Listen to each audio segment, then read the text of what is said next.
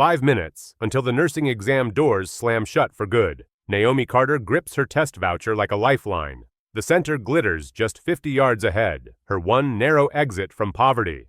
Then the street goes wrong. A black Mercedes is twisted around a hydrant, steam ghosting upward. Inside, a stylish pregnant woman slumps against a deflated airbag, blood slicking her cheek. "Help my baby!" Naomi freezes, heart punching. Two choices bloom like knives: run to the test or run toward the bleeding. The woman's belly heaves, hard and rhythmic. 7 months at least, and somehow alone in the projects. Why here? Phones rise like shields, faces glow with rubberneck hunger. Nobody moves. The woman's breathing turns ragged, eyes glassy. Naomi recognizes the storm, signs she crammed for, dreamed about, trained to stop. 2 minutes left. Ticket or life. Naomi looks from the paper to the woman and hears her own voice answer. "Hold on." She drops, knees to pavement, commitment roaring louder than fear. Her future against 2 fragile lives. Naomi slides a hand under the woman's neck, checks carotid, counts breaths. "Stay with me. What's your name?" "Helena," the woman whispers, voice shredded. "Helena Ashcroft." Naomi steadies her own panic. "Your baby's moving strong. We need a hospital now." She wrenches off her denim jacket, folds it, and presses firm over the scalp laceration. Blood soaks through at once, hot and slick. Sirens thread the air. The world narrows to pulse, pressure, breath, and will. "Don't leave me," Helena pleads, fingers locking around Naomi's wrist. When the ambulance brakes, scream. "I'm right here." Naomi climbs into the rig, without another thought. "I've got clinical training. I can help." The city becomes streaks and echoing intersections. Vital signs chirp. Prayers whisper through clenched teeth. Helena's pressure spikes, numbers skidding toward disaster. Classic preeclampsia primed to crush mother and baby. Naomi squares her shoulders. If skill and courage can buy minutes, she will spend both and more. She's slipping.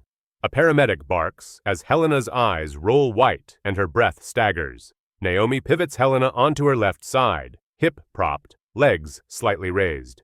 "Relieve the vena cava, keep placental flow," she says, voice calm because it must be. The medic blinks. "How do you?" "Nursing student," Naomi answers, not looking up. "I was supposed to sit for boards today." Helena's eyelids flutter. Air steadies. A fetal thump crackles through the monitor like a vow refusing to be broken. At Metro General, a storm of scrubs engulfs Helena's gurney. Before they push her through the swinging doors, Helena squeezes Naomi's palm and slips in a card, edges embossed. "I won't forget," she breathes. "I promise." Naomi's hands shake once the doors swallow the woman and the tiny heartbeat she protected. Outside, the ride home is a cold fishbowl of neon and doubt. In Naomi's fist, the card burns with possibility she doesn't dare name. The exam clock has already buried her chance. The bus coughs Naomi back into her block, a forest of concrete where dreams go thin. She turns the card in the dull hallway light, Helena Ashcroft, Ashcroft Health Foundation, an address that might as well be on the moon. Her phone erupts, 17 missed calls. Family, all of them. Stale elevator, broken again. She takes the stairs, past chipped paint and stale weed, past neighbors who mark time by shift changes and sirens. Apartment 3B smells like bleach, coffee, and hope on fumes. Her mother, Lydia, still in hospital scrubs, sits at the dinged kitchen table under a bulb that buzzes. Naomi's brother Darius, text open in a math book, watches her like a verdict. "How'd it go?" Lydia asks, hope trembling. Naomi's silence answers. "You didn't take it." Darius's book snaps shut like a trap. "Tell me you didn't throw away 4 years for a stranger." "She was 7 months along," Naomi says. "Complications, paramedics. She and the baby would have died." The room sways. Lydia laces her fingers over Naomi's, squeeze steady, voice low. "You did right, baby." Naomi stares at the peeling laminate. "Did I?" Next exam's 18 months out. Numbers unspool. Rent due, late fees rising, medications for Grandma Ruth. The math is a guillotine. Without a nurse's salary, eviction creeps close. Darius stands so fast, the chair bites tile. Was it worth it? Some rich lady who'll never think of you again. The business card in Naomi's pocket turns to lead. Later, the couch pulls out with a groan. Sirens weep 2 streets over. The oxygen concentrator hums from Grandma Ruth's room, a mechanical lullaby marking the price of time. Naomi's thumb hovers over her phone. She types Helena's name. Images flood, step and repeat galas, ribbon cuttings, photo ops beside a tall, silver-haired man labeled Victor Ashcroft. Tech billionaire, philanthropist, a billionaire's wife. Naomi huffs a laugh without humor. She traded her future to save someone who can buy futures wholesale. But in the ambulance, Helena hadn't been a headline. She'd been a mother gripping Naomi's wrist like a rope in white water. Naomi flips the card, reading the engraved promise until letters blur. I won't forget. Rich people promise a lot, deliver less. Still, in Helena's frightened eyes, something had looked unguarded, real. The neighborhood murmurs outside, bass lines, kids playing tag in stairwells, someone hawking Lucy's. Naomi closes her eyes and tries not to picture a door closing forever on everything she worked for. Morning drags its feet. Naomi ties her shoes with hands that ache and heads to work anyway. Double shift, lined like dominoes. Back at Metro General, same building where last night's heroism began, she cleans rooms that once felt like a future and now feel like penance. Actual nurses blur past, scrub tops bright, stethoscopes swinging, purpose in every step. That should be her. Would be, if fate hadn't demanded a toll she paid without flinching. Carter, Trauma 3 needs a mop, the supervisor calls. Trauma Bay 3 is a pollock of dried blood. Naomi moves with practiced efficiency. A surgeon's voice cuts through. Internal bleed, hypotensive, 2 units ONEG now. Naomi's hands keep swiping, but her mind sketches different maps. Splenic rupture? Fast exam, left upper quadrant. She swallows the commentary. She's a janitor today. The attending sweeps by, notices a smear. You missed a spot. Naomi nods, scrubs harder. The compliment she wants is a life saved. The one she gets is a clean floor. The sun cooks the sidewalk as Naomi walks 12 blocks toward her second job. No bus this far, and gas is fantasy. Harbor Diner leans stubbornly at the corner, the kind of place that pours coffee, honest and dreams watered down. You're late, Ruby grunts from behind the grill, flipping burgers like coins. Hospital ran long, Naomi says. I don't pay for excuses. Table 6. Naomi ties her apron, scans the regulars, contractors, cabbies, weary souls, counting out crumpled dollars, her people. At table 6, an elderly man peering through thick lenses looks up as Naomi arrives. What's good, sweetheart? The coffee tells the truth, she says. Everything else won't kill you. He laughs, voice like gravel in a tumbler. Truth coffee, I'll take that. The afternoon becomes a blur of orders and plates balanced like performances. Naomi's feet scream a protest she ignores. By 8, Ruby counts the till. 63. 12 hours, $63. Naomi runs the math. The numbers bite back. Home is 3 flights of groaning stairs because the elevator died 6 months ago, and the landlord's promises stay dead too. Inside 3B, the air tastes like instant noodles and thin hope. Darius sits at the kitchen table, textbooks splayed like fallen leaves, pencil drumming. How much? Enough.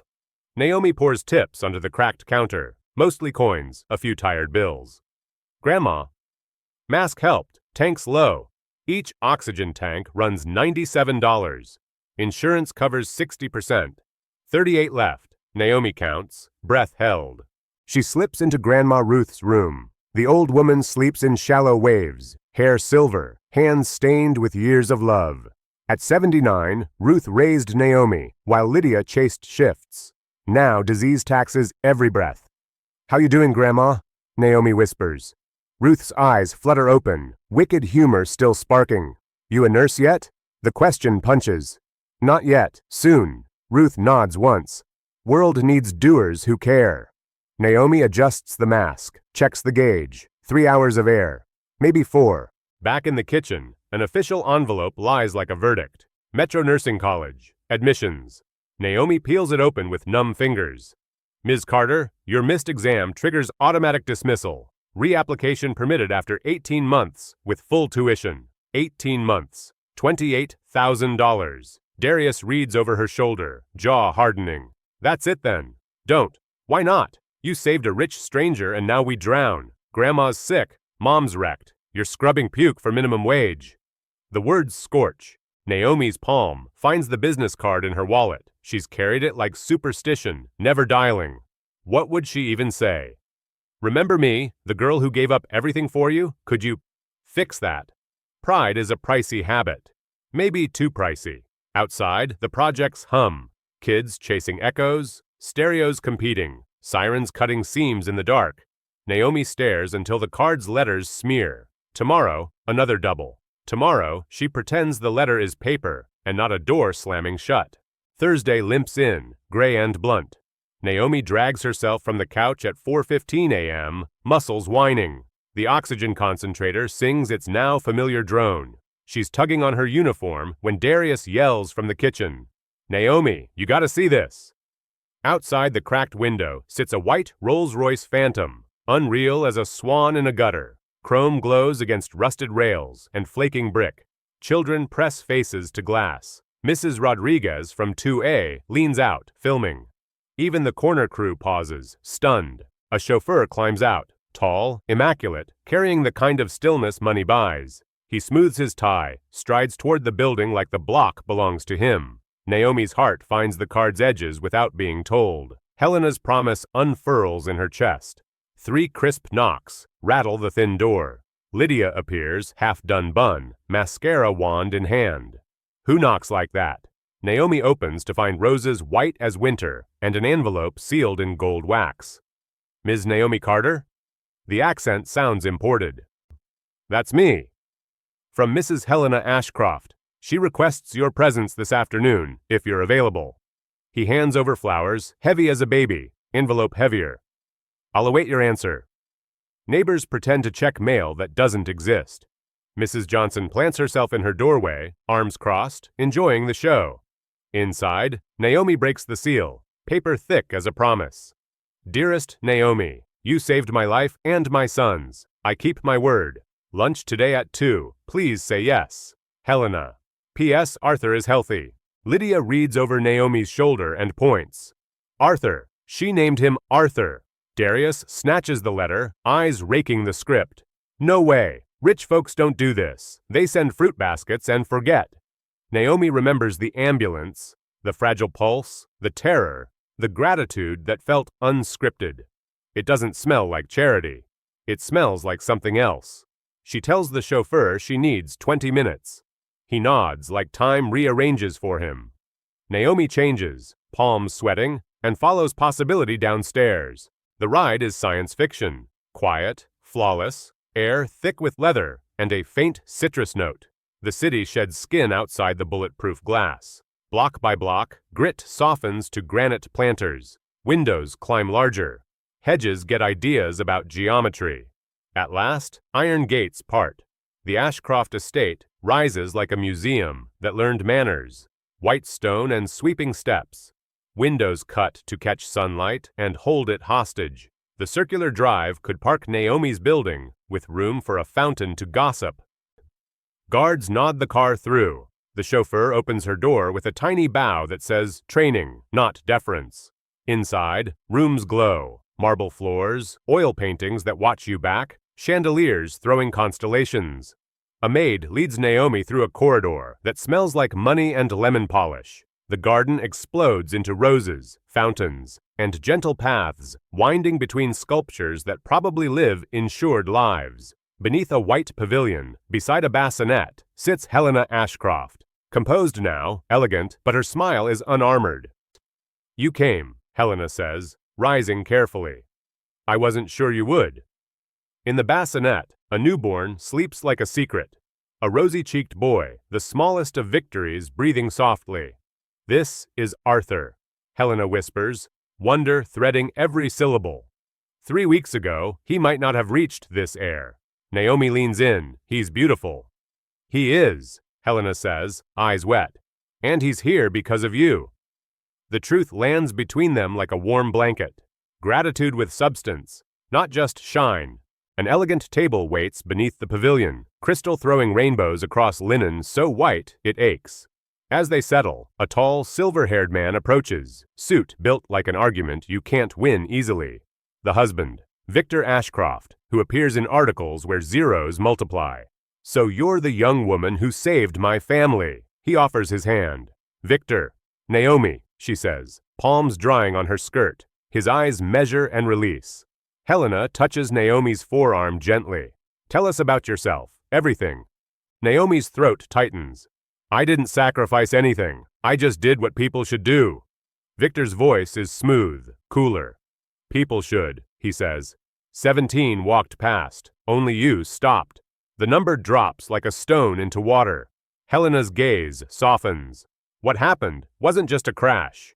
I had severe preeclampsia. It kills mothers and babies without immediate care." She doesn't need to finish. Naomi knows the statistics by heart. Victor's thumb glides across an iPad. "Your academic record, exceptional." "How, grand?" Naomi flinches. "How did you?"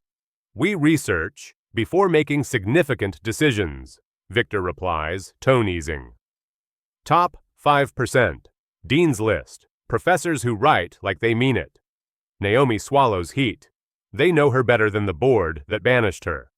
"Why were you in my neighborhood?" Naomi asks, curiosity outpacing caution. Helena's poise trembles. "Visiting someone I lost, someone I hadn't faced in a while." Grief shadows her voice. "Doesn't change what matters. You were there when I needed saving." Victor sets the tablet aside. "We've discussed how to thank you appropriately." Naomi braces for a number. "Money's insufficient," Helena says, eyes bright with something like resolve. "We'd like to offer you a way back to the future you earned." Naomi blinks. "I don't follow." "Full scholarship to finish your nursing degree," Victor says plainly. "Housing, books, supplies, everything." Naomi's world tilts. "That's over 30 grand. "We spend that on mistakes," Victor says. "You saved what money can't buy." "I can't accept charity," Naomi blurts, too sharp. Helena and Victor exchange a private conversation with their eyes. "What if it wasn't charity?" Helena asks softly. "What if you earned it?" Naomi leans in despite herself. "How?" "Our foundation runs clinics, mobile units, emergency trainings," Victor says. "We need a coordinator who understands the communities we serve." "Part-time while you finish school," Helena adds. 20 hours, real responsibility, real pay. Naomi's pulse rockets. A job, a bridge, a lifeline. "Why me?" Naomi whispers, the question heavy and naked. Helena watches the bassinet as if truth sleeps inside it. 3 weeks ago, I was returning from identifying my first daughter's body, she says. Her name was Sarah, 23. Addiction took her. She lived not far from where you found me. The garden hushes. I was crying. I shouldn't have been driving. She shakes.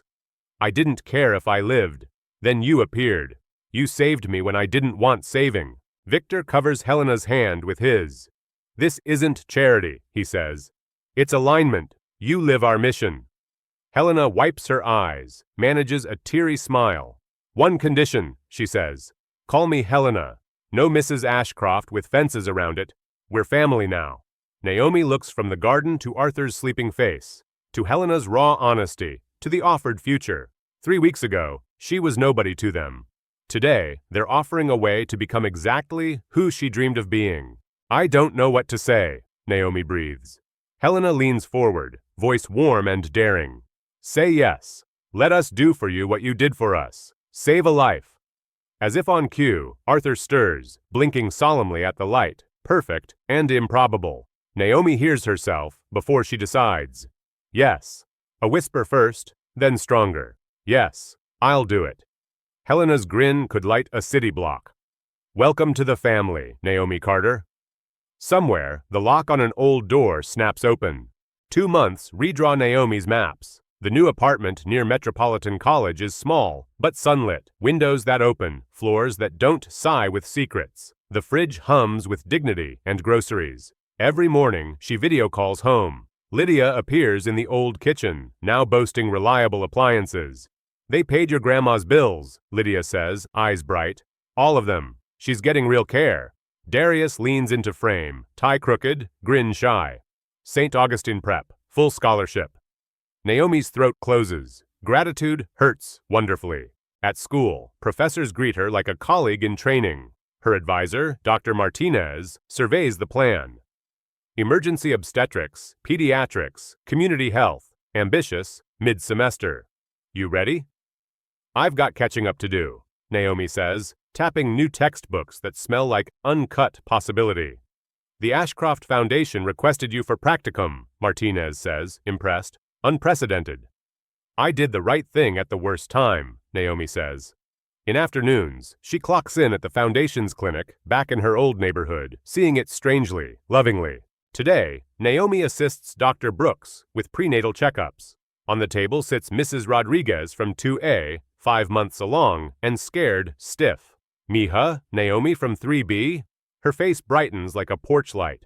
I heard about you and that rich lady. You're famous. Just lucky, Naomi says, tightening the cuff. Blood pressure's high but manageable. I'm 42, Mrs. Rodriguez whispers. Too old. You're perfect, Naomi smiles. We'll watch you both. Later, Naomi walks home through familiar streets that now feel possible. Evenings, Naomi eats with the Ashcrofts. Helena insisted on a weekly dinner. They share the bright breakfast nook overlooking roses. Arthur, nearly 4 months now, crows from his high chair, chubby fists grabbing the world. He lights up when you visit, Helena says. I think you're his favorite. Smart man, Naomi says, and Victor actually laughs. Yet tonight, he keeps silencing buzzing calls, uncharacteristic for their sacred family hour. Helena notices first. What's wrong? Victor's jaw tightens. A reporter's been sniffing around, Marcus Reed. The name floats, meaningless to Naomi, but Helena's shoulders stiffen. He's back, she murmurs. He never stopped, Victor answers. Naomi tucks the unease away, counts blessings louder. She throws herself into coursework and clinic hours. Patient satisfaction spikes. People trust her because she speaks their language, because she shows up like they do, with sleeves rolled and intentions honest. You saved someone from our building, a teen tells her after bandaging a cut. Word spreads the way sunlight does, quietly, insistently, warming corners. Wednesday brings the first hit. Naomi is reviewing charts when her phone detonates, texts, missed calls, notifications piled like a landslide. Headlines skid across her screen, nursing student under investigation for fraudulent claims. Her name in bold. Naomi's hands go cold and clumsy as she taps the lead story. The state board is investigating allegations that she fabricated her role in a medical emergency 3 months ago to extract financial benefit from the wealthy Ashcrofts. The clinic hums on, unaware of her implosion. Anonymous complaints, the article says, suggest parts of the incident were staged to cast Naomi as a hero. She tastes iron. Her lungs forget their job. Around her, patients describe pains she could once solve with focus. Now the room tilts. Dr. Brooks touches her elbow. Naomi, sit. She sits because gravity demands it. Someone slides water into her hand, the plastic cool and stupid. She knows how fast lies travel, how scandal sticks. She also knows truth rarely sprints. It endures, breathes, waits. Victor calls first. We'll handle it, he says, voice steel-wrapped. Our footage, witnesses, paramedic reports, all of it speaks. But people will decide before they see. Naomi whispers, throat scraped raw. Helena texts seconds later. Come home. Naomi doesn't move. The clinic needs her, and hiding tastes like guilt. She makes it through the afternoon, inside a storm of glares that aren't there, and whispers she imagines. When she finally heads out, cameras bloom like fungus near the curb. Naomi, over here. She slips past questions, sharp as fishhooks, and ducks into the waiting sedan. The Ashcroft driver nods once, a wall closing. At the estate, the garden feels too bright, the fountain too cheerful. Helena meets Naomi at the door and pulls her into a hug without ceremony. I hate this part of the world, Helena says into Naomi's hair, the part that eats girls like you for breakfast. Victor is already at the dining table, laptop open. Evidence unfurling like a war room. We have dash cam from the rig, exterior security footage, EMT statements, timestamps, Victor says, fingers a blur. Naomi watches her worst hour replay in small boxes, the warped car, the jacket pressed to a wound, her face set and scared. Public release? She asks. Carefully, Victor answers. We'll file with the board first. Simultaneously, we'll share a clear statement and a short, verifiable clip. Helena squeezes Naomi's hand. We told you we wouldn't forget. We won't let them erase you. Naomi nods, but fear has its own spine. The internet is a furnace that rarely cares what burns. That night, she lies awake in the spare room the Ashcrofts insisted she use when things get loud. Sleep flickers and fails. She replays the ambulance, left lateral tilt, airway, pressure, like a prayer. She replays the moment she said yes to a life bigger than the block. She replays the look people wear when they think you took a shortcut. Morning arrives too bright, impatient. At school, whispers chase her into lecture. Dr. Martinez pauses mid-sentence when he catches Naomi's face. After class, his office is a harbor. I've seen the preliminary facts, he says, steady. Standing with you? Thank you. Finish your rotations. Keep your notes immaculate. This will pass, and when it does, you'll still need to chart vitals. She laughs once, grateful for the ordinary. Outside, a student she doesn't know smirks at her phone. Naomi's name bright in cruel fonts. Naomi keeps walking. Back at the clinic, Mrs. Rodriguez sits, hands folded over her belly, worry humming. Mija, I saw the news. People talk trash when their own lives taste sour. Naomi smiles thinly. How you feeling? Like a bus backed up twice. We'll make sure that bus uses turn signals. They share a laugh that's more medicine than joke. Naomi measures, listens, charts. The numbers matter. So does the hand she squeezes at the end. Truth might limp, but it still arrives. That evening, dinner is quiet. Arthur gurgles, drool on his fist, as if politics is for people still learning to sit up. Victor scrolls, grim. Reed's story sourcing is convenient, he says. Anonymous EMTs, an unnamed neighbor, a supposed classmate. We can name 20 real ones, Helena counters. Then we will, Victor says. We'll let evidence speak and keep our tone clean. Helena turns to Naomi. You don't owe the mob your pain. You owe your patients your steadiness. Naomi nods. Center found. The next morning, Victor's legal team files with the board. Sworn EMT statements, dashcam video, hospital intake logs, Naomi's original clinical notes from that day. A measured public statement follows. Fact-heavy, threat-free. They release a short clip. Naomi bracing Helena, repositioning, explaining calmly. The clip is boring, which is its power. Some corners of the internet yawn and move on. Others dig in their heels. Staged, someone screams under a burner name. Naomi logs off. You can't reason with vapor. The board acknowledges receipt. Investigation ongoing. Reed posts a follow-up implying cover-ups. The outrage machine hums, happily self-fueling. Naomi returns to the work that doesn't clap. Bandages, blood pressures, baby heartbeats that thud like future drums. Between patients, she drinks water and breathes like a lung is a muscle you can train. Dr. Brooks claps her shoulder. You're good in the storm. Storms where practice counts, Naomi says. She smiles at a toddler chewing a sticker. Not all witnesses carry cameras. That night, Naomi finds Lydia on video call, face lined with worry and pride. I told folks at the hospital the truth, Lydia says. Some nodded, some didn't. People love gossip. It's cheaper than groceries. Darius leans in, chin high. I told the dude at school, who mouthed off to keep our family's name out his mouth. He shut up. Naomi laughs, tears itching. Don't fight. Didn't need to. Grandma Ruth's voice croaks from off-screen. Tell them to come mop my floor instead. Everyone cracks. Naomi sleeps finally. In her dream, the exam hall reopens, and the proctor smiles like a friend. She wakes to sunlight and a cluster of messages from classmates. Quiet support, the kind that doesn't help algorithms. In lab, she nails a simulation. Preeclampsia scenario, of course. Every intervention like muscle memory. Dr. Martinez signs her eval with a comment that makes her throat close. Calm in crisis, compassion on cue. Afterward, Naomi visits the NICU window and watches Arthur blink like a tiny philosopher.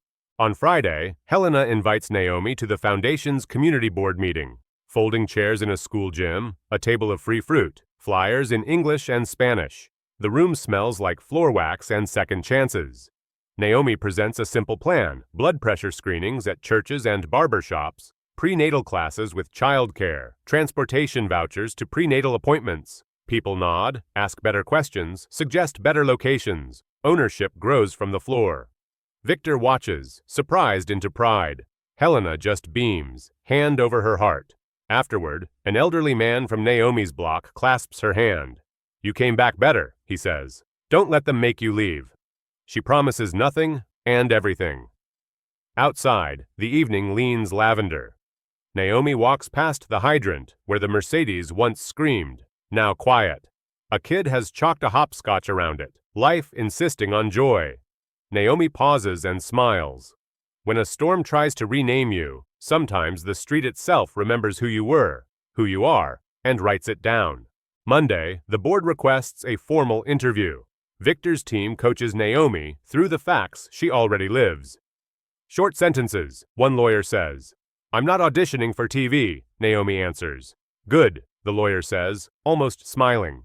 In the room, questions click like metronomes. Naomi recounts times, positions, steps, decisions. She doesn't embellish. She doesn't apologize. She breathes, answers, pauses, repeats. When it's over, the lead investigator nods once, a human gesture slipping through the protocol seam. "Thank you, Ms. Carter." Outside, Naomi exhales, shaky and clean. Helena hugs her. Victor tucks phone away. "Whatever happens next," he says, "we keep working." "Always," Naomi says. Back at the clinic, Mrs. Rodriguez waddles in with a smile. "I brought you empanadas. For strength." Naomi laughs, moved. "My favorite medicine." They review her numbers, improving. Small wins matter because they add up, like interest. After closing, Naomi wipes down exam rooms and whispers a quiet thank you to the stubborn fluorescent lights. Reed's third piece drops Wednesday. More insinuation wearing a trench coat of questions. Naomi learns to stop reading at paragraph 2. A rival outlet publishes a counter, verifiable records, timelines, interviews with neighbors who actually saw the crash. The internet splits into camps, and then forgets for a few hours when a celebrity does something louder. Naomi keeps charting. In class, she volunteers answers with the same steady voice she used in the ambulance. Confidence grows, not from applause, but rehearsal. On Thursday, the clinic hosts a prenatal circle. 10 women gather, bellies round like promises, swapping fears in English and Spanish. Naomi leads breathing exercises and laughs through awkward moments. She explains signs of preeclampsia with respect, not doom. Come in if something feels wrong. You're not overreacting, you're protecting. Afterward, they linger for tea. One teenager asks if nurses can be from the projects. "We'd be lost without you," Naomi says. The girl's spine straightens. Sometimes hope is posture. That evening at dinner, Arthur smears mashed sweet potato across his cheek, proud of the masterpiece. Helena wipes him gently, eyes crinkled. "He's almost 5 months," she marvels. Time cheats. Victor sets down his fork. The board's timeline suggests an update within 2 weeks. Naomi nods. "Whatever they say, I'll be in lab." Victor's mouth twitches. "Good." He checks his buzzing phone, then flips it over, face down. "Family time," he says. Helena squeezes Naomi's hand under the table. Quiet solidarity. 2 weeks pass like a slow tide. Naomi studies, works, sleeps enough to function. The neighborhood learns her schedule and waves when she passes. A small army of aunties and uncles claiming her. She delivers blood pressure cuffs to a barber shop, wrestles a box of prenatal vitamins onto a shelf, argues kindly with a teenager about soda. Every ordinary task is an antidote to lies. The work builds a wall, brick by honest brick, between Naomi and the machine that tried to grind her into dust. On a bright Friday, Naomi visits Grandma Ruth at the rehab facility the foundation helped arrange. Ruth is cheekier, colorback. "They feeding you real vegetables?" Naomi asks. "Don't start," Ruth sassily replies. But her eyes shine. They gossip about nurses who flirt with doctors and doctors who deserve it. "You always were stubborn," Ruth says. "That's how you hold a door open when the wind's mean." Naomi laughs. You taught me that. Outside, birds argue in a tree. Life keeps insisting. Back at school, Dr. Martinez posts practicum placements. Naomi's name sits where it belongs. Metro General, Maternal Fetal Unit, Foundation Partnership Track. Classmates slap her shoulder, genuine. You earned that, one says. You're the calmest person in a code, another adds. Naomi pretends not to cry and fails gracefully. She sends Lydia a photo. Lydia sends a string of heart emojis and a picture of Darius pretending not to smile. Don't mess up, he texts. I'll try my best, she replies. That weekend, Naomi helps Helena assemble baby furniture for a clinic family starting from scratch. Helena reads instructions, Naomi wields the Allen key, both of them swearing softly at mislabeled screws. Victor arrives with a drill he doesn't need, and Arthur in a sling. I came to supervise, he deadpans. You came to hand us screws, Helena says. They deliver the crib to a one-bedroom that smells like fresh paint and new chances. The mother cries.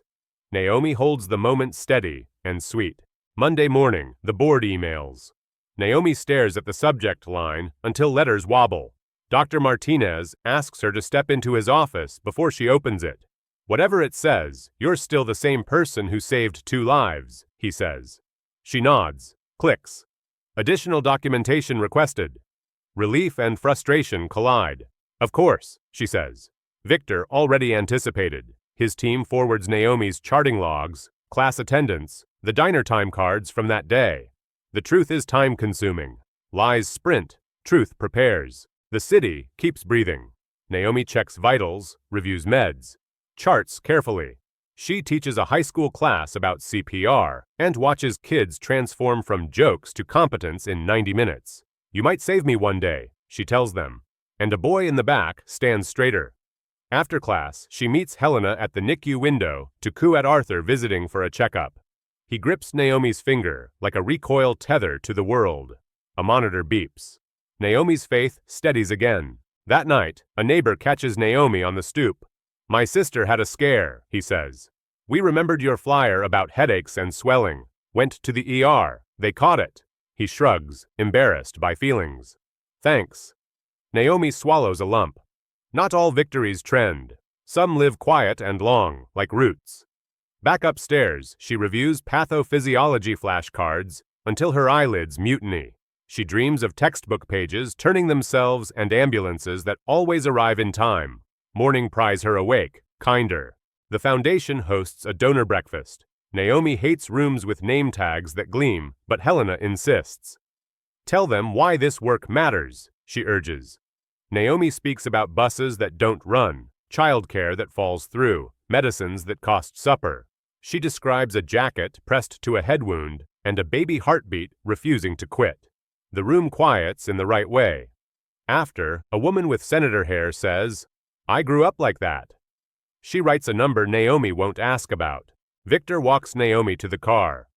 You make policy people remember humans, he says. Useful combination. Naomi laughs. Put it on my resume. His phone buzzes. He glances, frowns, pockets it, unanswered. Later, he says. Family lunch. They drive to the estate, where Arthur has discovered his toes and the meaning of joy. Helena plays peekaboo like it's a full-time job. For 1 hour, the world behaves. Then, Victor's phone buzzes again. He silences it. Helena arches a brow. He shrugs, guilty. After dessert, Victor clears his throat. The board's final review is nearing. Helena reaches across to squeeze Naomi's fingers. Whatever they write in their letter, they didn't find you in that street, she says. Naomi smiles, chin trembling. She heads back to her apartment, decides to study, decides instead to scrub the bathroom grout, then finally sits with her notes. The phone vibrates once. Unknown number. She doesn't answer. Another unknown call follows. She lets them both dissolve into silence. Morning arrives with a sky the color of wet concrete. Naomi opens the clinic early, sets out pamphlets, warms the BP cuffs in her hands, so first readings aren't cruel. Dr. Brooks arrives, whistling. 10 minutes later, a volunteer bursts in. Have you seen Channel 7? Naomi's stomach drops before her eyes do. On the mounted TV, a banner screams, "Nursing student under investigation for fraudulent claims." Again. An anchor repeats the lies with fresh makeup. Anonymous sources double down with recycled venom. Her phone explodes on cue. Friends, strangers, numbers that look like trouble. Naomi grips the counter until the laminate digs crescents into her palm. She swallows air. Work first, she tells herself, and means it. Blood pressure, height, weight, questions, answers. By noon, she's numb, a useful state. Then her phone buzzes differently, Victor's custom tone. She answers. His voice is thin with anger held tight. Reed's new piece names you directly. He implies you staged the scene. Naomi closes her eyes, counting. She clicks the story open, because hiding never helped her breathe. The article blares her name like a siren. Naomi Carter, 24, is under formal review by the State Nursing Board after allegations surfaced that she exaggerated and possibly orchestrated her role in a roadside medical event months ago to secure financial gain from the affluent Ashcroft family. Her vision tunnels. The next paragraph is worse. Anonymous complaints assert elements were staged to cast Carter as a hero. The room tilts, patient voices blurring. The complainant claims Naomi violated protocol by intervening without licensure, endangering lives.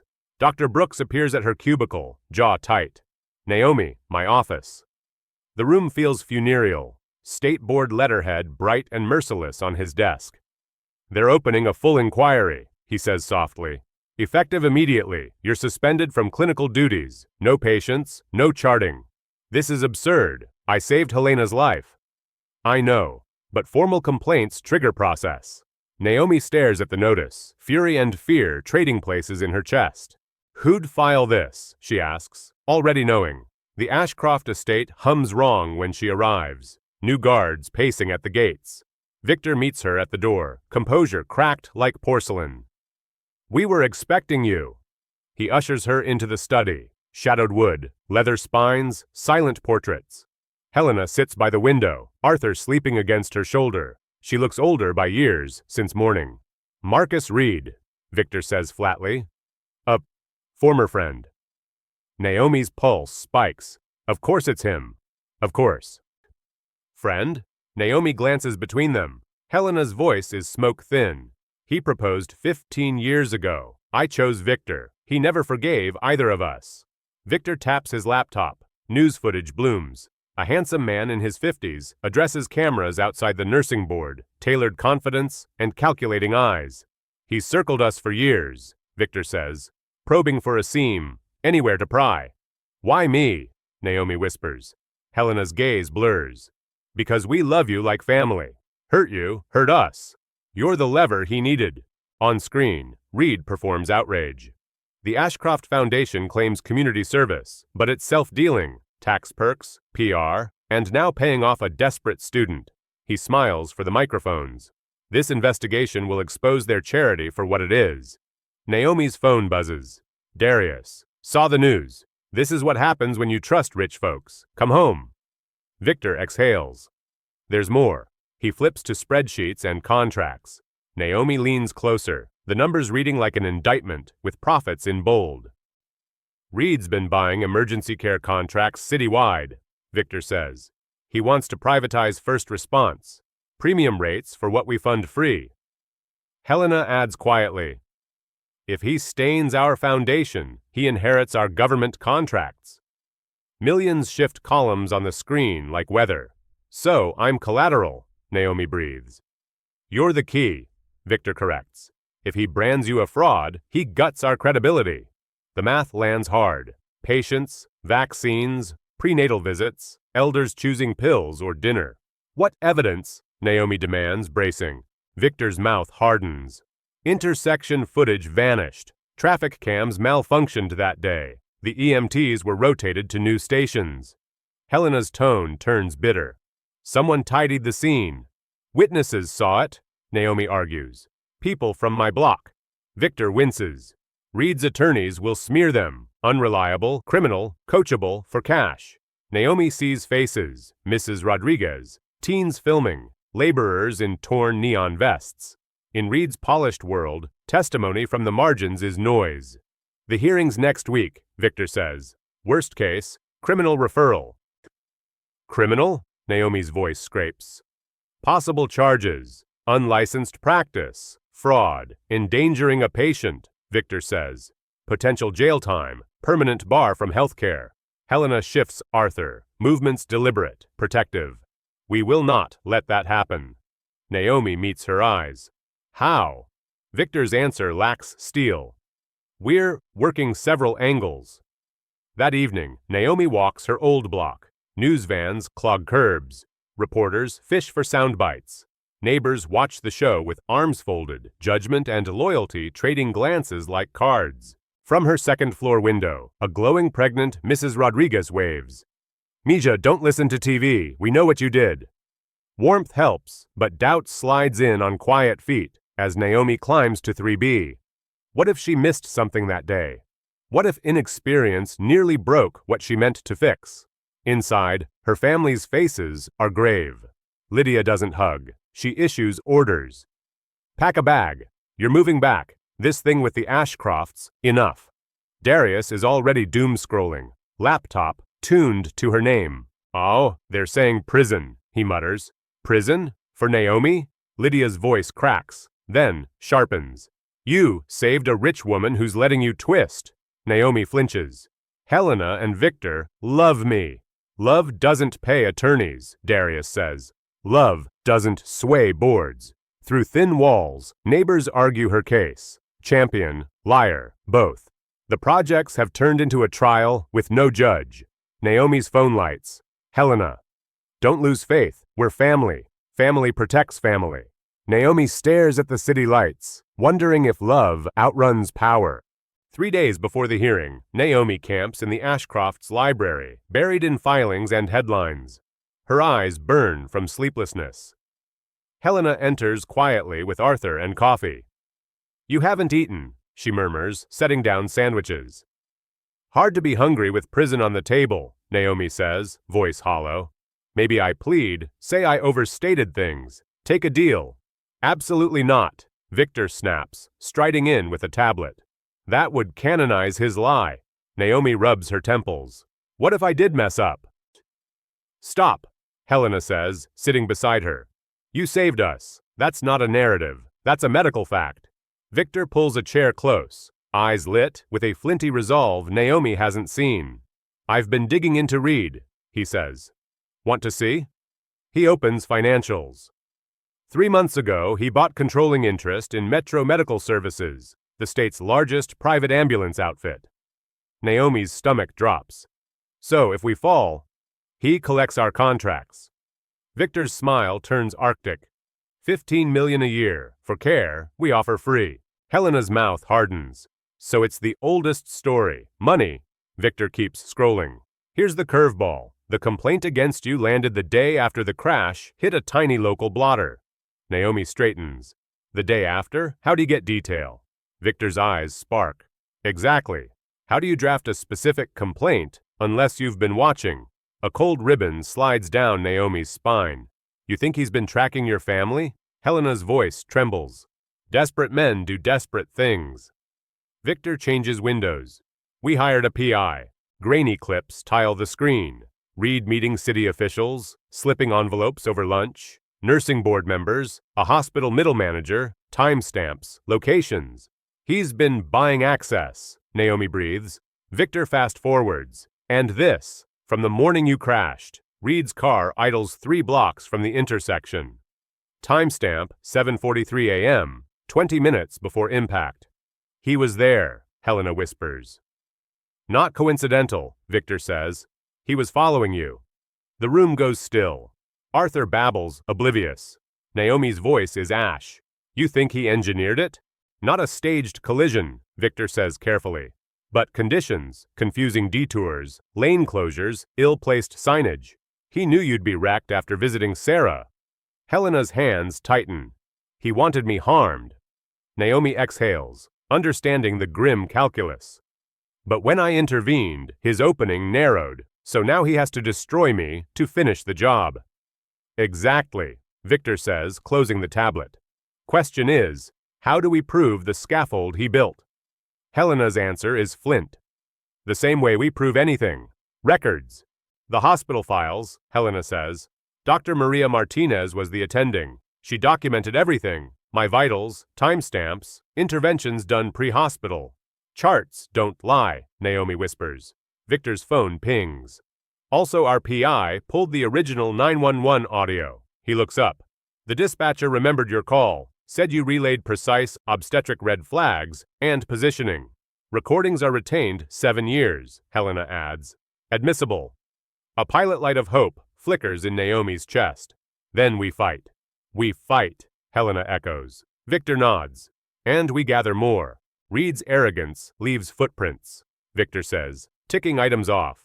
Bank wires, burner phones that aren't truly burned, car transponders. If he orchestrated this smear, we'll surface his trail. Naomi swallows. What do you need from me? Helena takes her hand. Trust us, and get ready to tell the plain, unpretty truth in every room that asks. Naomi admits, I'm scared. Victor's grin is wolfish. Good. Fear keeps you sharp. We'll need you razor sharp to cut Marcus Reed down to actual size. The nursing board hearing hums like a beehive bottled. Reporters crowd the back. Cameras sit at attention. Naomi faces 5 unsmiling board members, fingers laced to hide their tremor. Across the aisle, Marcus Reed radiates practiced dominance. A bespoke suit, 3 lawyers, a smirk that doesn't crack. The chair, Dr. Adrian Hendricks, gavels. We convene to examine allegations that Ms. Carter practiced medicine without authorization and engaged in fraud. Mr. Reed, as complainant, you may proceed. He rises, theatrically grateful. Aoi, what we have, Reed begins, pacing, is a novice inserting herself into a high-risk scene for personal gain. Slides appear, Naomi's transcript, highlighted student, unfinished licensure. She diagnosed, repositioned, monitored, a suite of actions requiring oversight. Naomi's stomach dips. He continues.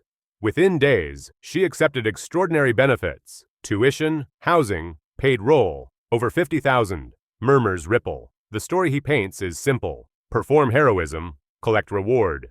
Hendricks's gaze cools. Ms. Carter, your response. Naomi stands. I saved a mother and her child.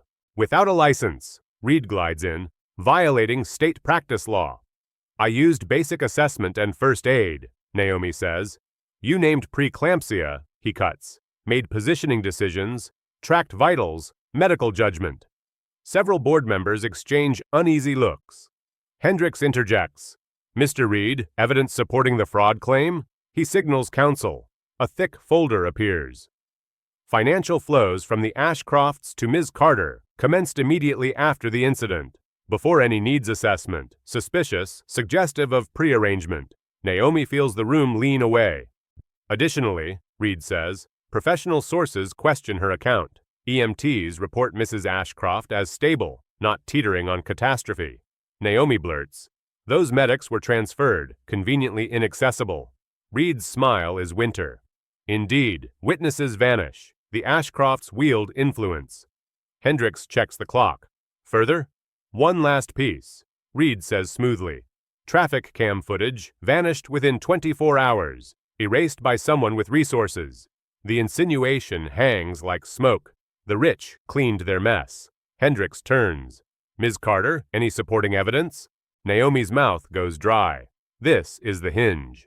I do, she says, voice steadier than she feels. The hearing room doors burst open. Victor strides in. Helena follows. Arthur dozing against lace. With them, Dr. Maria Martinez from Metro General, and a woman Naomi doesn't recognize, wire-bound portfolio underarm. Apologies, Victor says lightly. Traffic. Reed's confidence blinks. This is irregular, he protests. They have no standing. Helena's tone is velvet with steel. As the supposed victim, I do. Hendricks hesitates, then nods. We'll hear Mrs. Ashcroft. Reed's counsel rises. Objection, unsworn. Then we'll swear them, Hendricks says. Oaths administered. Helena takes the chair, Arthur sighing in sleep. 3 months ago, I was dying. My son was dying, she says, voice level. Naomi Carter saved both of us. Reed's attorney objects. Hearsay. Dr. Martinez steps forward. Medical fact, she says, producing a thick file. I'm the attending who received Mrs. Ashcroft. The room leans toward the truth's center. Mrs. Ashcroft arrived in severe preeclampsia crisis. Blood pressure 180/120, proteinuria, signs of placental compromise. Dr. Martinez reads. Pre-hospital documentation notes left lateral positioning and airway support consistent with trained intervention. Without rapid measures, both patients were minutes from irretrievable harm. Read shifts, attempting neutrality. Records are interpretive. Victor gestures to the unknown woman. Jennifer Walsh, forensic accountant, he says. Reed's color fades. Fishing expedition, his lawyer hisses. Show the board, Victor says. Walsh taps her tablet. 3 months ago, Walsh begins, projecting clean graphics. Mr. Reed acquired controlling interest in Metro Medical Services, the city's largest private ambulance firm. If the Ashcroft Foundation's emergency contracts collapse, projected annual profit to Mr. Reed, $15 million. Gasps. Further, she continues, financial analysis reveals payments totaling $47,000 to city officials in 6 months, including 2 nursing board members. Hendricks stiffens. That's a grave charge. With grave proof, Walsh says, displaying receipts, accounts, call logs. The room turns. Reed vaults to his feet. This is outrageous. I filed a legitimate complaint. Helena's eyes flash. Based on what insight? You weren't there. Victor flips to a media timeline. Your filing predates any substantive coverage by days, he says. So how'd you know the particulars? Reed gropes. I read posts. There weren't posts, Victor replies, voice smooth as a blade. Silence hardens. Dr. Martinez lifts a slim recorder. One more item, the original 911 audio. A hush falls like snowfall before the drop. The speakers crackle. Naomi's voice fills the room, young, steady, precise. Ambulance needed immediately. Pregnant woman approximately 28 weeks. Signs of severe preeclampsia. Headache, visual changes, right upper quadrant pain. Blood pressure appears dangerously elevated. Left lateral tilt in progress to support utero-placental flow. Airway clear. She answers questions briskly, professional under pressure. When the recording clicks off, the room erupts. Reporters calling, counsel conferring, whispers multiplying. Hendricks gavels. Order. She turns a measured, flinty gaze on Reed. Mr. Reed, Hendricks says, it appears this complaint was lodged in bad faith. We'll recommend referral for investigation, bribery, conspiracy. Reed's face heats to plum. You can't prove. We can, Victor says calmly. Bank trails, car logs, security footage of you tailing my wife for weeks. Following? Hendricks asks. Helena's voice is ice. I visited my eldest daughter, Sarah, weekly. He knew my route, my grief. The crash conditions weren't random. The wave breaks. The room understands the angle of the knife. Hendricks shifts to Naomi, expression transformed. Ms. Carter, this board owes you an apology. Your care was appropriate and brave. She glances at counsel, then back. Further, we recommend immediate reinstatement, expedited testing eligibility, and commendation for exemplary action under duress. Applause cracks the spell. Helena laughs through tears, Arthur startles, then beams. Reed slumps. His attorneys gather papers like retreat flags. Reporters swarm the aisle. Naomi barely hears the questions. She feels Helena's arms, Arthur's fist curling around her finger. Ah, I told you, Helena whispers into Naomi's hair. Family protects family. The cameras catch their embrace, but not the promise stitched underneath. We keep telling the truth, even when it's slower. Weeks slingshot forward. Naomi sits for her boards, hand steady as she fills ovals. She passes, no fireworks, just relief like warm rain. The foundation announces a renewed clinic expansion. Reed disappears into statements from counsel and doors that close behind investigators. The city exhales, a little less cynical for a moment. 6 months later, Metropolitan's auditorium glitters. Accelerated cohort graduation. Naomi stands at the podium in crisp whites, gold honor cord, bright as a new lane. Class of 2024, she begins, voice even. We chose work that asks for everything, mind, heart, spine.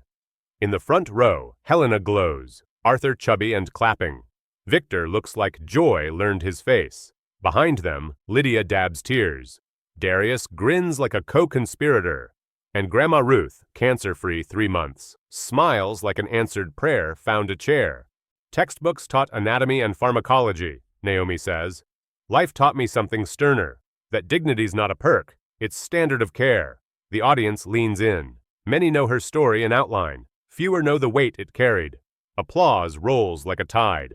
After, the Ashcrofts host a small garden celebration, under the same pavilion where a terrified newborn once slept safe. Victor lifts a glass. To Naomi, the Ashcroft Foundation's new director of emergency medical services. Naomi blinks. Director, I thought staff nurse. Helena laughs, bouncing Arthur. The board voted unanimously. Victor shrugs. You've been leading for months. Patient satisfaction at the clinic tops the state. Maternal complications in target zips down 40%. Naomi studies the man who once assessed her like risk, now meeting her like kin. Helena's grin goes sly. Arthur needs his big sister close. K. He babbles, reaching. His first perfect word lands in Naomi's arms. She holds him, feeling the sturdy promise of a life she nearly lost. Evening deepens. The fountain keeps its gentle gossip. True wealth, Helena says, soft and sure, is measured by the lives you lift. The phrase, once a sentence in a garden, is now etched in brass at the foundation entrance and repeated like liturgy in meetings that move money toward mercy. Naomi rocks Arthur and hums Grandma Ruth's stubborn lullaby. 6 months ago, she scrubbed floors in the same hospital where she now rounds. Tomorrow, she'll oversee mobile units, rolling into neighborhoods that remember her name. 5 years turn pages. Dr. Naomi Carter, degree stitched to her coat and ground into her bones, stands outside Metropolitan as a new class races toward exams.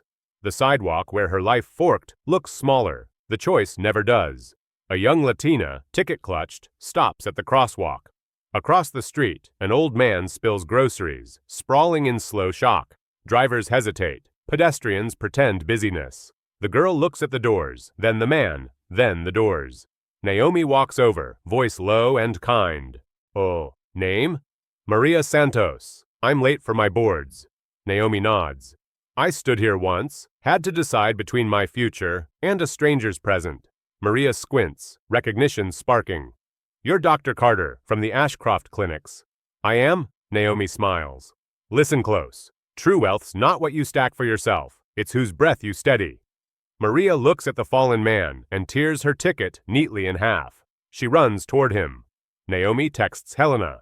Found our next scholarship. Some cycles deserve repetition. Some kindnesses echo loud enough to bend policy. Some seconds pry a city open. If this story softened something in you, share it.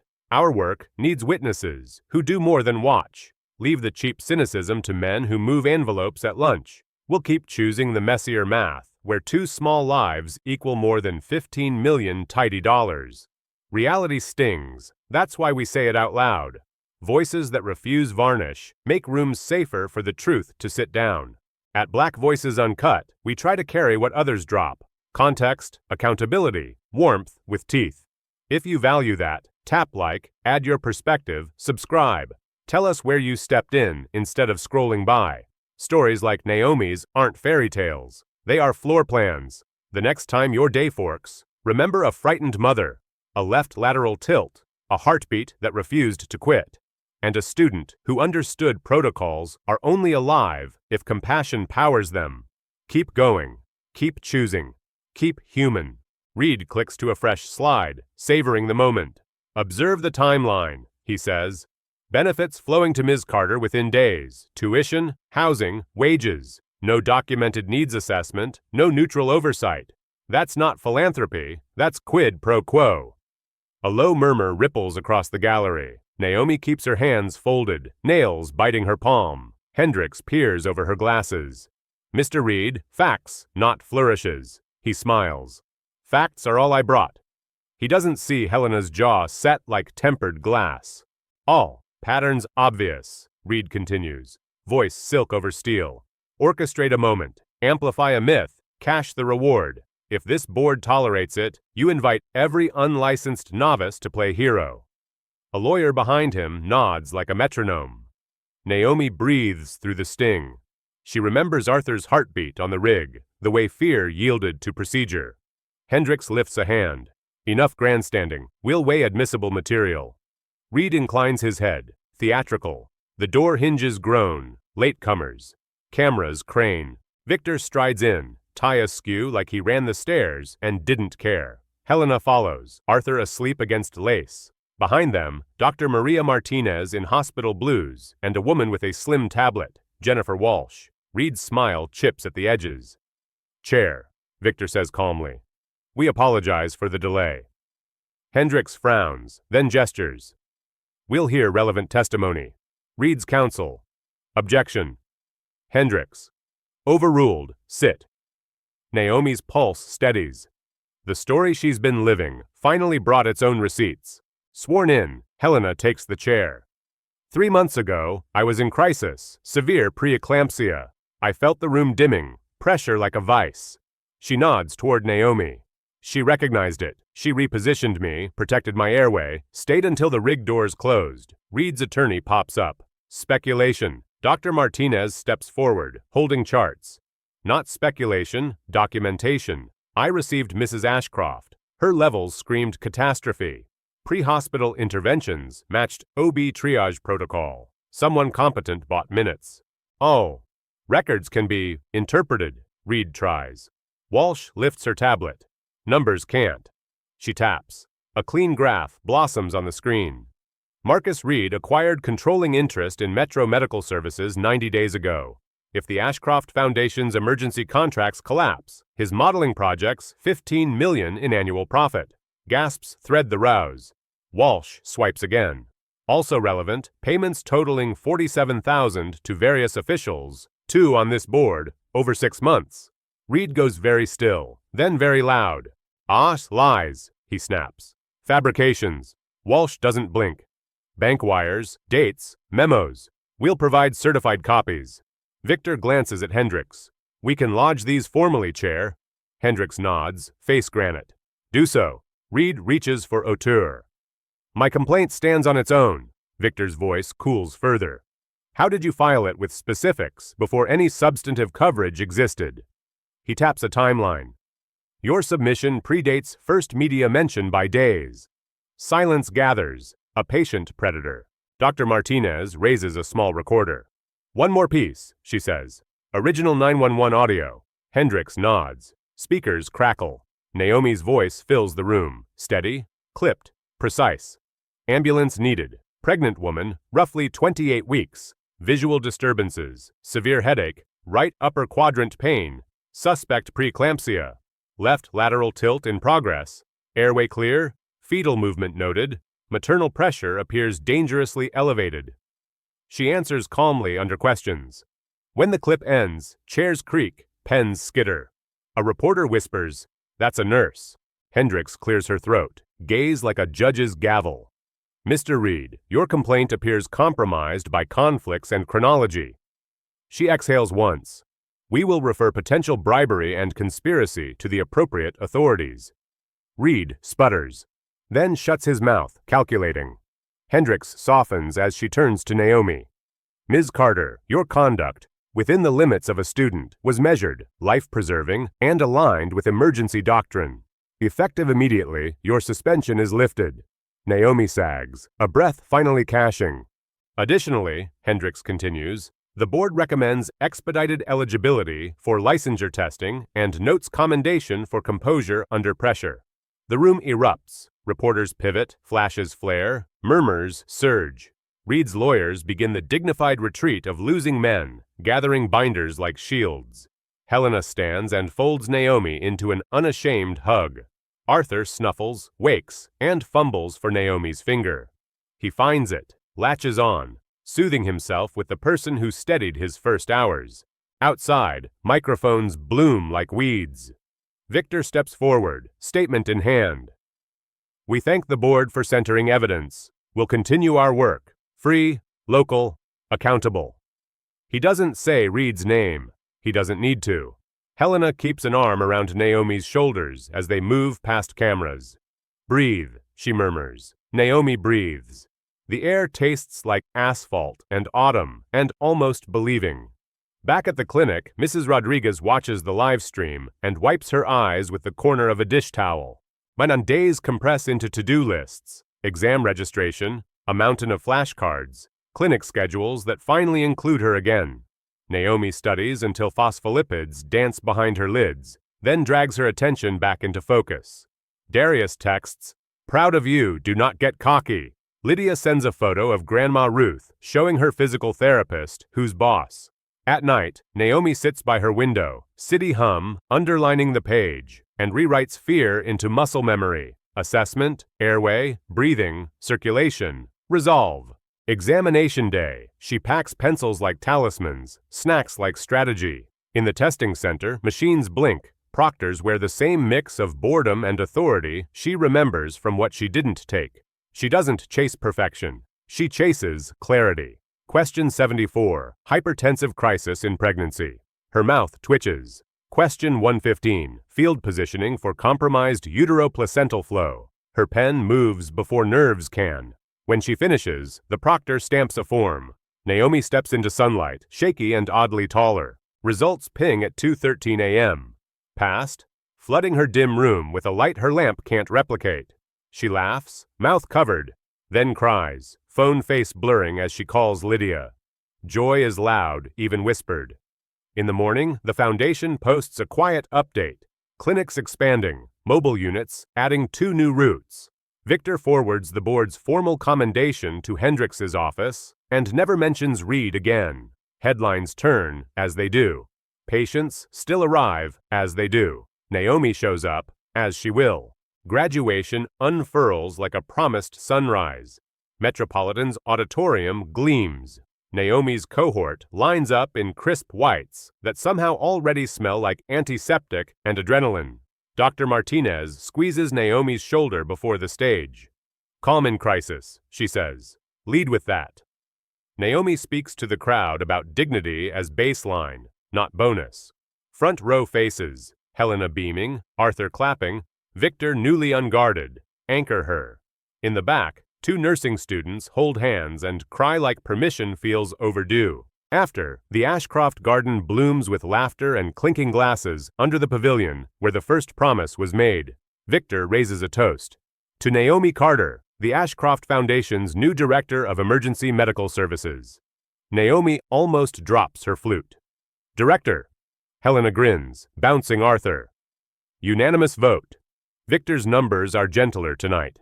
Clinic satisfaction, state leading, maternal complications down 40% in our footprint. You're already doing the job. Naomi looks at them and sees partnership instead of rescue.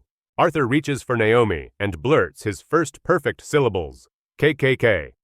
The table goes still, then erupts. Naomi swallows a sob and gathers him. He settles instantly, cheek on her badge. Helena's voice is low, full. True wealth is measured by the lives you lift. The phrase is already etched on brass at the foundation entrance, already taped to clinic workroom cabinets, already muttered by exhausted staff at 3 a.m., like permission to keep choosing the harder good. Weeks slide into a new cadence. Naomi maps mobile routes with drivers who know shortcuts by smell. She wrangles inventory for OB kits and keeps a running list titled Friction, tackling one small barrier at a time. Bus tokens stapled to appointment cards, childcare during prenatal classes, translation lines pinned by every phone. She pulls data, not for reports, but for fixes. Victor learns to ask her first. Helena insists she eat. Arthur, now grabbing everything, wears a tiny onesie that says Clinic Mascot.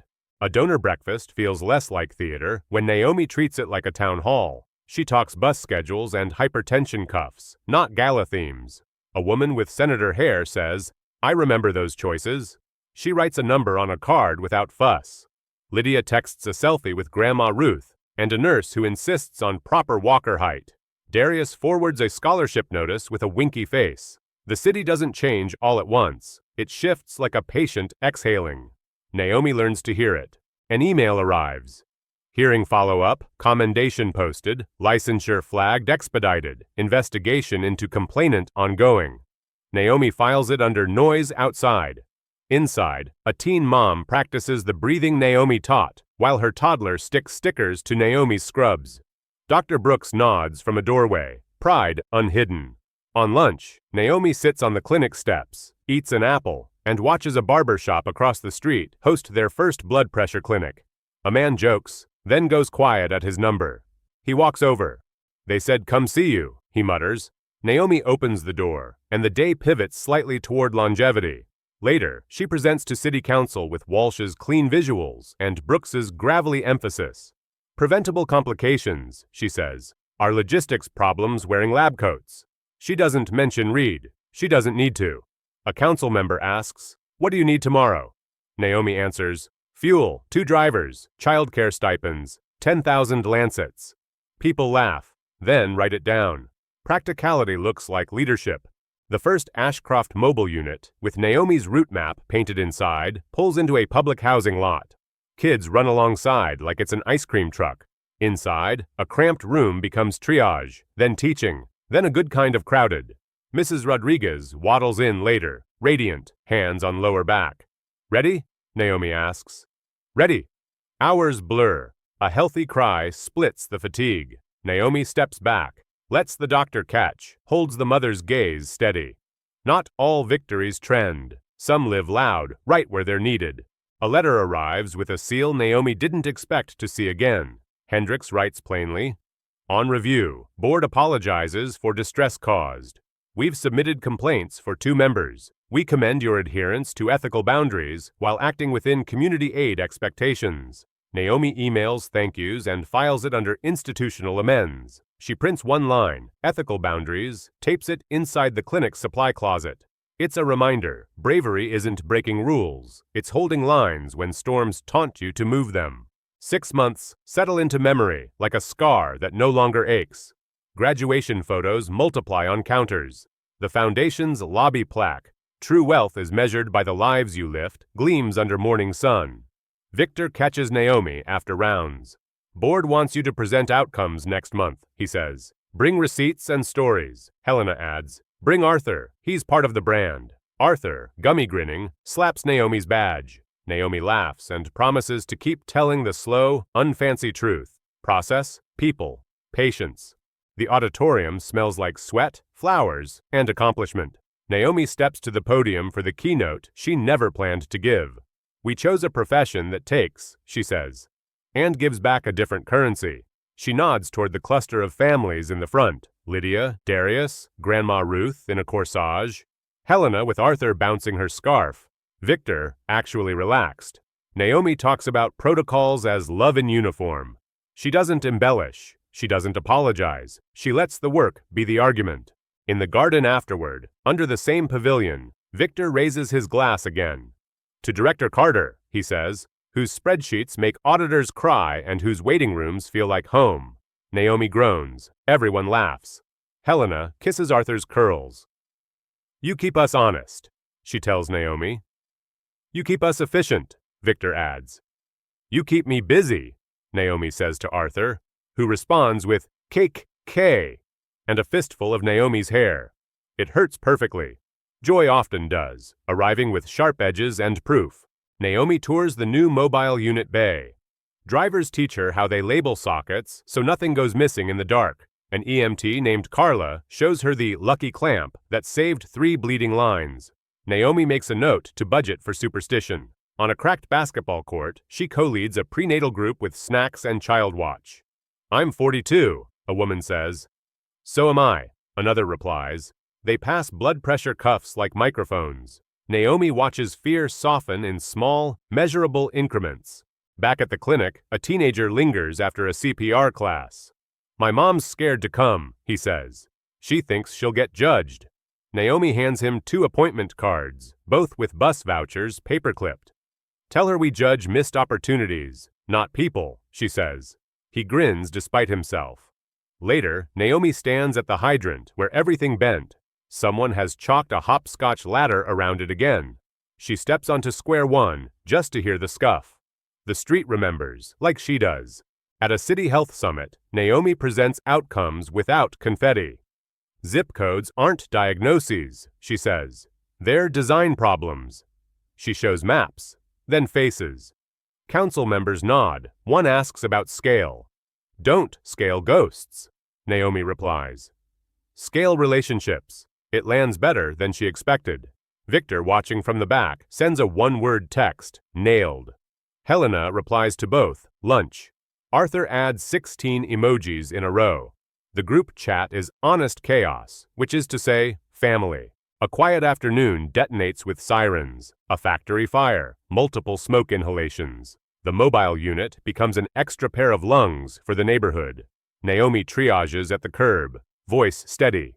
Sat her down, mask on, small sips. Dr. Brooks materializes like a weathered guardian. Hours pulse. Later, soot-laced and spent, Naomi leans against the rig and watches the sky purple. A man she sent to the ER waves from a taxi and thumps his chest. Breath buys gratitude most days. Late, Naomi video calls home. Lydia shows off a new calendar system taped to the fridge. Darius brags about differential equations he swears she'd ace. Grandma Ruth demands updated photos of Arthur. That boy needs a haircut, she decrees. He's cultivating mystique, Naomi says. They bicker about seasoning cast iron and then say, I love you in 3 different tones. After, Naomi stares at the ceiling fan's slow spin and counts breaths the way she teaches, until sleep decides she's earned it. Months run by in work shoes. Naomi trains 3 new community health workers, all from the neighborhoods the unit serves. She gives them the talk Dr. Martinez gave her. Calm wins codes. She pairs it with the one she wrote herself. Respect is the cheapest intervention with the highest return. They nod, they make mistakes. They get better. Naomi writes a note card that reads, assume courage, and tapes it where everyone can see. Sometimes the reminder is for her. Evening, Helena and Victor host board members at the pavilion. No spotlight speeches, just paper plates, spreadsheets, and Arthur's cereal puffs scattered like confetti. Naomi presents outcomes with Walsh's graphs. Fewer emergency C-sections, more prenatal visits made, blood pressures trending down. We're not saving anyone, she says. We're removing tripwires and adding bridges. Funders ask reasonable questions. Volunteers sign up for less glamorous shifts. The sunset does its job without applause. The work keeps moving regardless. On Naomi's desk sits a stack of thank you notes drawn in crayon, stick figure moms with giant hearts, a baby rendered as a son. She keeps one from Mrs. Rodriguez, now mother to a healthy girl with a loud opinion. You listened, the note says. You made me feel unembarrassed. Naomi tucks it behind her badge in the morning like armor. When a system forgets what it's for, stories remind it out loud. She reads one between meetings. It recalibrates the day. 5 years turn into a daily practice of enough. Dr. Naomi Carter stands outside Metropolitan, remembering the version of herself who almost ran past a bleeding stranger. Students rush by with the same mix of terror and caffeine. Across the way, an elder trips, groceries scattering. Traffic hesitates, people consider. A young Latina, Maria Santos, clutches her ticket. Naomi steps beside her. I stood here once, she says gently. Recognition sparks. You're Dr. Carter. Naomi nods. True wealth is whose breath you steady. Maria looks from the doors to the elder and tears her ticket cleanly in half. She sprints. Naomi texts Helena, found our next scholarship recipient. Helena replies with a cascade of exclamation points and Arthur's 13-year-old commentary. Tell her we've got snacks. Naomi kneels to gather fallen oranges with the man who fell. You okay? Now I am, he huffs. The moment is small enough to miss. It still shifts the street's balance a degree toward decent. A camera crew later asks Naomi for a quote. She doesn't say the polished line. She says, I got lucky with timing and training. That's it. Build systems that make luck less necessary. It doesn't trend. She's fine with that. In the clinic, a mom brings in a toddler who refuses everything except crackers and the stethoscope. Naomi lets him listen to his own giggles. He chooses water afterward. Sometimes health is negotiated through play, not lectures. Back at the pavilion, Victor practices being simply a dad, not a donor, coaching Arthur through a science project that involves a volcano and a creative definition of controlled eruption. Helena laughs so hard she cries when foam hits Victor's loafers. Naomi ducks, then declares the experiment a success in variables explored. They eat spaghetti on real plates and paper towels. Work threads through, yes, but family holds the loom. The plaque by the door catches the last light and throws it back. If this story tugged something open in you, pass it on. Tell us where you stepped in instead of stepping around. Tell us which bus route needs a clinic stop and which daycare could host blood pressure screenings if someone brought snacks. At Black Voices Uncut, we aim past spectacle toward structure, past pity toward partnership. Tap like, add your take, subscribe if you want more floor plans disguised as stories. Unfiltered truth is heavy. Carrying it together makes it shareable. Reality isn't always kind, and truth rarely arrives dressed for TV. That's exactly why we keep telling it. Messy, human, verified. If our work helps you see the hinge where your day could open, say so. If it made you angry in a way that moves you, even better. Every steady breath, every rerouted bus token, every jacket pressed to a wound, this is wealth redistributed as care. Add your voice, add your hands. The room gets safer each time another truth walks in. Lesson 1. When minutes matter, compassion outruns credentials. Naomi stood 50 yards from her exam, her ticket out, yet turned toward a bleeding mother and a tiny heartbeat. Many of us know that fork in the road. We've lived it. She chose service, steadied breath, and kept life from slipping away. Lesson 2. Truth walks slower than gossip, but it arrives with receipts. Smears came, cameras circled, and bills piled up. Then documentation, witnesses, and that calm 911 tape cleared the fog. Communities, not headlines, carried her forward. The payoff wasn't glitter. It was clinics, scholarships, and a child who now calls her Cake K. Friends, if this story stirred something, tell me. When your day split, help a stranger or protect your plans.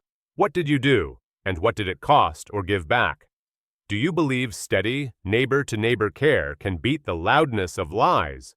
Or does real change require new rules and new leaders? Share one moment you stepped in, one habit you'd build into our clinics, and one question you still carry. Please like this video, leave a comment, and subscribe to my YouTube channel so more folks, especially elders and caregivers, can find practical tools, hopeful stories, and clear next steps.